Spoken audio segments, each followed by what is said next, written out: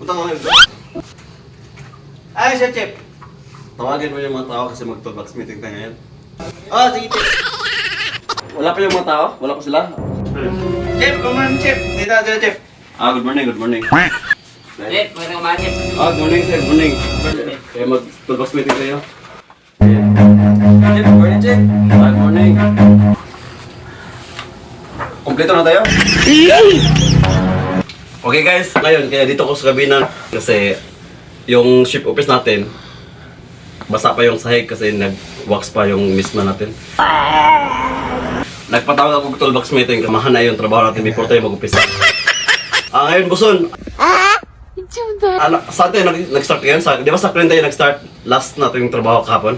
Yes, Chip, kahapon, Chip. Sunda, sa Kavin tayo, sa Kavin. Doon kami sa Kavin, nag-gas na kami. Bakit pantok-antok to? Siguro tagal to tulog kagabi Busy sa busy game, Sir. Ibe, Chip. okay ba? Wala pa tayong reklamo sa rest hours natin? Wala pa tayong mga problema?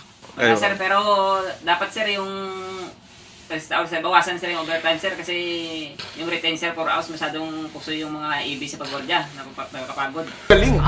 Yung suggestion mo, Ibe, nga kailangan yung about sa overtime, kailangan bawasan yung medyo risky kasi pag sobrang overtime, di ba?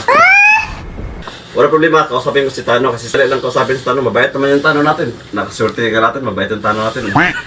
Pero kailangan yung trabaho natin, ayaw ko yung sobrang mabilis ang trabaho, tapos hindi naman pulido. Gusto ko kahit tandahan lang, basta pulido yung trabaho natin. Yes, Chip. So, boss, sa rest hours natin, boss, wala problema. Basta dagdagan ko, ako'y bahala. Dagdagan ko yung overtime natin. Di totoo yan. Trabaho natin, normal lang. Pero ang first priority ko, ang safety natin. Kailangan makauwi, tapos pamilya natin kompleto. Sabi mo, Chip, na dahan-dahan lang sa trabaho. Para walang mga galos yung mga ano natin, katawan natin.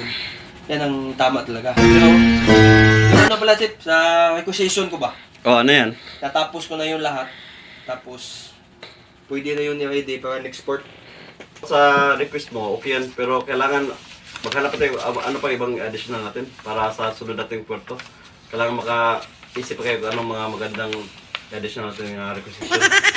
Kayo, mayroon pa ba kayong mga request iba? Si, ano din pala, Chip, ito si OS. Angas mo Sinasama ko palagi ito sa trabaho. Patulog-tulog doon minsan doon sa ano eh. Doon sa ilalim ng crane eh. May tago-tago ba? Sinungaling ka. Grabe naman to si boss. Tago-tago daw. Hampasin kita, ha? Puson, obligasyon mo nga guidean yung mga tao mo. Siyempre ikaw nag-manage sa kanila, ikaw lang bahala magana sa kanila. Kailangan pa talaga turuan yan kasi alam mo naman, uwis pa yan eh. Guys imagine niyo, sumasahod tayo, dito tayo kumikita. Yung pamilya natin dito nabubuhay. Kaya yung trabaho natin, ayusin din natin. Hindi naman sa nagpamalakas tayo sa opisina, sa atin lang, gagawin tayo yung anong tama. Natin ito sa barko, hindi tayo pumunta ito para matulog.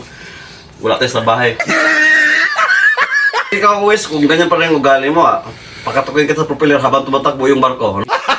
Sir, ayusin ko, Sir. Mabait ako sa mga tao nga, mabait din sa akin. Kasi ayaw ko yung mga magbalsubas. Nandito tayo, naghirap tayo sa pamilya natin. Tapos ganun pa rin ang gagawin natin sa mga tao. Kaya dito tayo mag-enjoy, tapusin ko natin, makauwi tayo sa pamilya natin nga kumpleto. Sana all. Ini suggestion mga guys. Chip, meron sana ako suggestion, Chip, yung mga coverall natin. Kasi sa akin, Chip, tignan mo, Chip, oh. Butas na butas, Chip. Isang buwan pa lang ako dito, Chip. Kailangan mag-request ng bago. At saka mga shoes, Chip, para ayos, Chip, sa trabaho. Marami naman tayong coverall doon na. Pero baka sinadya mo na para kang masipag at tingnan. Di ba kayo binigyan? Boss, hindi po ba binigyan sila ng coverall? Boss, di ba marami tayo sa store na? Siguro binubursa mo, gusto mong iuwi ata. Sige lang. Kung totoo naman yan, bibigyan kita mamaya. Yung susi, boss, ibigay mo sa akin mamaya, boss, kaya bigyan ko sila ng coverall. Tag-5. Huwag niyong iuwi Kung mag-uwi kayo, sabon lang iuwi, huwag yung mga coverall. Baliw. Buti na, segundo, Sek, pasok ka, Sek. Kasi makasali ka sa ano namin, sa toolbox meeting. Kasi naguluhan sila about sa resource natin, bakit daw yun lang ang binigay ko na extra. Ikaw, Sek, anong suggestion mo sa abot sa resource? Okay naman siguro, binigyan ko sila, di ba, last month, binigyan ko ng $50. Lingkang kupal ka. Ang bahala, Chip. Itong mga tao natin eh. Kita ko parang ano eh. Tay-patay.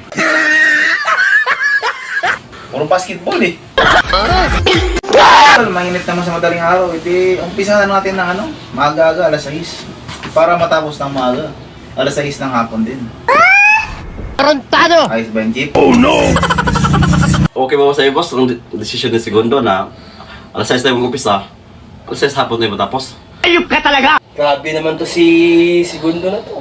Size pa naman yung binigbigay na oras. Ito, kumpanya man to Segundo eh. Pero ako pa rin masusunod, kasi ako ang nag-ano sa yung trabaho eh. Normal na tayo, pwede, 8 to 5 na lang tayo. Sana all. But di na kailangan maghirap. Totoo, bayad naman yung kapitan natin. Wow naman! So, gano'n na lang. Kakawasik, malaki naman sahod mo. Okay lang yan kahit ikaw mag-overtime magkakapatura, pwede lang sa'yo. Kasi pasensya ka na kung hindi ko sangayon sa medyo sa ano mo, sa suggestion mo. Any question, ha?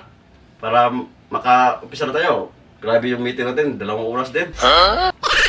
Sige sir. Thank you sir. Okay. Salamat. Happy birthday. Oh, saglit lang. Sayaw muna tayo. Pag-good vibes ba? Ayaw, di ma! Putang ina.